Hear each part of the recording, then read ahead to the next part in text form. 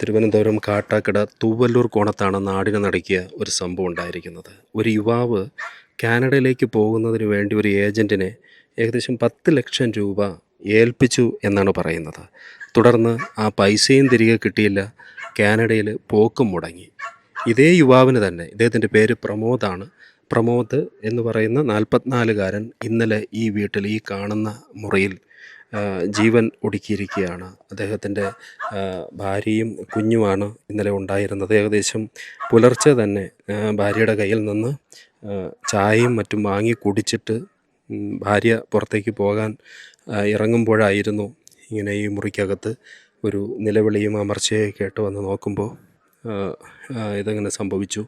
ഈ കാണുന്ന സ്ഥലത്താണ് ഇത്. ബന്ധുക്കൾ പറയുന്നത് ഇദ്ദേഹം മുൻപും ഇതുപോലെ, അത് തൃശ്ശൂരോ കോഴിക്കോടോ ഉള്ള ഏതൻ എന്ന് പറയുന്ന ഒരു ഏജൻസിയെ കാനഡയിലേക്കോ ലണ്ടനിലേക്കോ പോകാൻ വേണ്ടി കുറച്ച് പൈസ ഏൽപ്പിച്ചിരുന്നു. അന്ന് ആ പൈസ തിരികെ കൊടുത്തു. പക്ഷേ ഇത്തവണ അത് ആ ഏജൻ്റ് ആരെന്നോ അല്ലെങ്കിൽ അതിൻ്റെ വ്യക്തമായ രേഖകൾ ഭാര്യയ്ക്ക് മാത്രമേ അറിയൂ. അതിൻ്റെ രേഖകളൊക്കെ ഫയലിൽ നിന്ന്, അലമാരയിൽ നിന്ന് കണ്ടെത്തണം.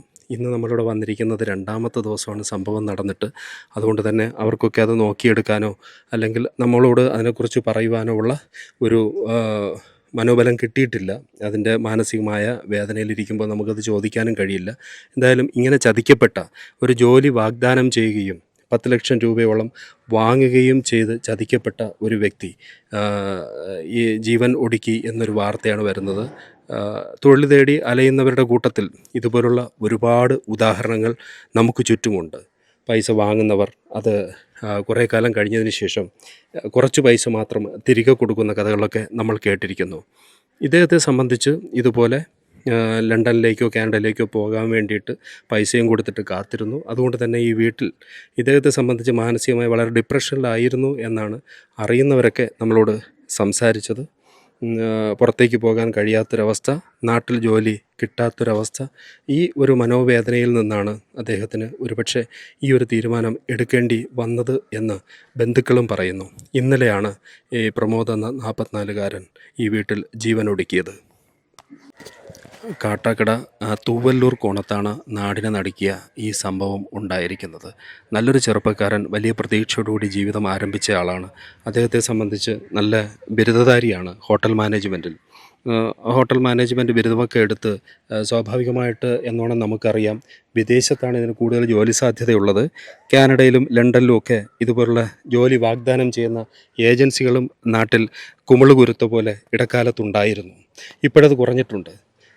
ഏതോ ഒരു തൊഴിൽദാതാവിൻ്റെ വഞ്ചനയിൽ വിധേയനായിട്ടാണ് ഈ യുവാവിന് ഇപ്പോൾ ജീവൻ നഷ്ടമായിരിക്കുന്നത്. ഇവിടെ വേണ്ടപ്പെട്ടവർ, ഭാര്യയുണ്ട്, മോളുണ്ട്, അച്ഛൻ, അമ്മ ഒക്കെ ഉണ്ട്. അവരൊന്നും നമ്മളോട് വീഡിയോയിൽ വന്ന് പറയാൻ തയ്യാറായില്ല. പക്ഷെ അവർ പറഞ്ഞതിൽ നിന്ന് നമുക്കറിയാൻ കഴിഞ്ഞത് ഈ ഇരിക്കുന്ന വീടും ഇവിടുത്തെ വസ്തുവും ഏതോ ഒരു പൊതുമേഖല ധനകാര്യ സ്ഥാപനത്തിൽ നിന്ന് എടുത്ത ലോണിൻ്റെ ഭാഗമായിട്ട് ജപ്തി ഭീഷണിയിലാണ്. അപ്പോൾ അതിനു വേണ്ടിയിട്ടുള്ള നോട്ടീസും ഈയിടെയായി ഈ പ്രമോദിനെ അധികാരികൾ വന്ന് കൊടുത്തു. അത് കണ്ടതിന് ശേഷവും മാനസികമായി വളരെയധികം തകർന്ന അവസ്ഥയിലായിരുന്നു. അതൊക്കെ തന്നെ സ്വാഭാവികമായിട്ട് അദ്ദേഹത്തെ മദ്യപാനത്തിലേക്കും മറ്റുമൊക്കെ നയിച്ചു എന്നും പറയുന്നുണ്ട്.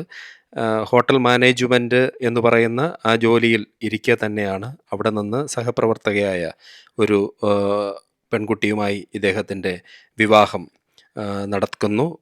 ആ വിവാഹത്തെ തുടർന്നവർ വളരെ സന്തോഷത്തോടെയാണ് ജീവിതം മുന്നോട്ട് കൊണ്ടുപോയത്. അവരുടെ പ്രതീക്ഷ ഇതുതന്നെയായിരുന്നു. രണ്ടുപേരും ഹോട്ടൽ മാനേജ്മെൻറ്റ് മേഖല തിരഞ്ഞെടുത്തവരാണ്. പുറത്തേക്ക് പോയി കഴിഞ്ഞാൽ, ഇടയ്ക്ക് നമുക്കറിയാമല്ലോ കാനഡയിലേക്കൊക്കെ പോകുന്നവരുടെ എണ്ണം വളരെ കൂടിയിരുന്നു. അതേ സമയത്തും ഇതുപോലെ തന്നെ ഒരു കുടുംബത്തിൻ്റെ രക്ഷപ്പെടലിൻ്റെ ഭാഗമായി കാനഡ, ലണ്ടൻ പോലുള്ള സ്ഥലങ്ങളിലേക്ക് പോയാൽ നല്ല ഇൻകമാണ്, അവിടെ വെൽ സെറ്റിൽ ആവാമെന്നുള്ള മോഹങ്ങളിലൂടെ കടന്നുപോയൊരു കുടുംബമാണ്. അതുകൊണ്ട് തന്നെ പലവട്ടം അവർ അതിനായിട്ട് ശ്രമിക്കുകയും ചെയ്തു. അങ്ങനെ ധനം നഷ്ടമായി. ഒപ്പം ഇപ്പോൾ ഈ വീട് ജപ്തിയിലേക്കും എത്തി. ഈ 10 ലക്ഷം രൂപയുടെ കാര്യം പറയുമ്പോൾ ഈ തിരുവനന്തപുരത്തുള്ള തിരുമലയുള്ള ഏതോ ഒരു ആളാണ് ഈ 10 ലക്ഷം രൂപ ഇദ്ദേഹത്തിൽ നിന്ന് വാങ്ങിയത് എന്നാണ് നമുക്കൊരു സൂചന കിട്ടിയിട്ടുള്ളത്. പക്ഷേ ആ 10 ലക്ഷം രൂപ വാങ്ങിയ ആൾ ഹാർട്ട് അറ്റാക്ക് വന്ന് മരിച്ചു. ഇപ്പോൾ ഉള്ളത് ആ ഏജൻ്റാണ്. ഈ ഏജൻറ്റിൽ നിന്ന് പണം തിരികെ കിട്ടാനുള്ള ശ്രമങ്ങൾ നടന്നിട്ടുണ്ടാവണം. അതൊക്കെ അറിയാവുന്നത് പ്രമോദിന് മാത്രമാണ്. ഏത് സാഹചര്യത്തിലാണ് ഇങ്ങനെ ജീവൻ ഒടുക്കാൻ തോന്നിയത് എന്ന് നമുക്കും വ്യക്തമല്ല. എന്തായാലും പ്രതീക്ഷകൾ വറ്റിയ യുവതലമുറയുടെ ഒരു പ്രതീകമായി പ്രമോദ് മാറിയിരിക്കുകയാണ്. അപ്പോഴും നമ്മൾ പറയും, അവിടെ നിന്ന് സംസാരിക്കുമ്പോൾ അച്ഛനുണ്ടായിരുന്നു, ഇദ്ദേഹത്തിൻ്റെ അനുജനുണ്ടായിരുന്നു. അവരോടൊക്കെ ഈ വിവരങ്ങളെക്കുറിച്ച് നാം ചോദിച്ചു മനസ്സിലാക്കാൻ ശ്രമിക്കുമ്പോൾ സ്വാഭാവികമെന്നോണം ഒരു കുടുംബത്തിൽ ഒരു ദുരിതം, ഇതുപോലുള്ള ഒരു ദുരന്തം ഒക്കെ സംഭവിച്ചാൽ അവർ വളരെയധികം കൺഫ്യൂഷനിലായിരിക്കും.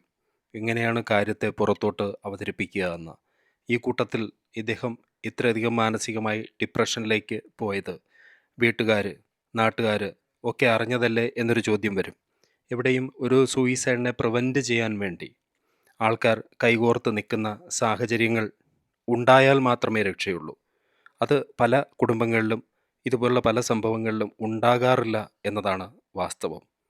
സംഘമായി കൂടുന്നവർ മരണത്തിന് ശേഷം അല്ലെങ്കിൽ സെമിത്തേരിക്ക് ചുറ്റും ഒത്തുകൂടാൻ വരുന്നവർ മാത്രമായിരിക്കും.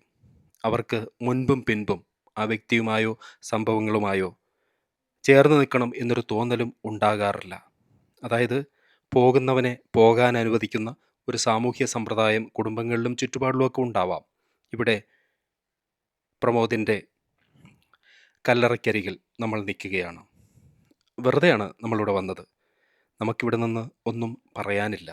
പറയാൻ ഒന്ന് മാത്രമേ ഉള്ളൂ. പലപ്പോഴും ജീവിതം നമ്മെ നോക്കി പരിഹസിക്കും. പക്ഷേ പ്രമോദെ, നമ്മൾ പിടിച്ചു നിൽക്കണം. കാരണം നമുക്ക് ജീവനുണ്ടെങ്കിൽ, നമുക്ക് ശാരീരിക ക്ഷമതയുണ്ടെങ്കിൽ ഏത് കടത്തിൽ നിന്നും നമുക്ക് രക്ഷപ്പെടാനാവും. പക്ഷേ ഇവിടെ സംഭവിക്കുന്നത്, നാം വിശ്വസിക്കുന്ന, നാം സ്നേഹിക്കുന്ന ആരൊക്കെയോ നമ്മെ ഒറ്റപ്പെടുത്തി എന്നൊരു തോന്നൽ. ആ തോന്നൽ വന്നുവല്ലേ, അതുകൊണ്ടാവും പ്രമോദ തീരുമാനമെടുത്തത്. എങ്കിലും ആത്മഹത്യ ഒരു പരിഹാരമായിരുന്നില്ല. ജീവിക്കണമായിരുന്നു, ജീവിച്ച് കാണിക്കണമായിരുന്നു. അല്ലെങ്കിൽ പിന്നെ നമ്മൾ മനുഷ്യരെന്ന് പറയുന്നത് എന്തിനാ? ഈവൻ മൃഗങ്ങൾ പോലും ഏതെങ്കിലും ഒരു അസുഖം വന്നാൽ, ഒരു ആക്സിഡൻറ്റിൽ പെട്ടാൽ, ഒരു അമ്പ് ദേഹത്ത് വന്നു കൊണ്ടാൽ ഓടിപ്പോയി മാനുകൾ ആത്മഹത്യ ചെയ്യുകയാണോ? ഇത് മനുഷ്യന് മാത്രം തോന്നുന്നൊന്നല്ലേ? എന്താ കാരണം? നമുക്ക് ജീവിക്കാൻ, ജീവിച്ചിരിക്കാനുള്ള ഉപാധികൾ വരുന്നതുവരെ ക്ഷമയോടെ മുന്നോട്ട് പോകണം. എല്ലാം നേടാൻ പറ്റും, കാത്തിരിക്കണം എന്ന് മാത്രം. Thank you all.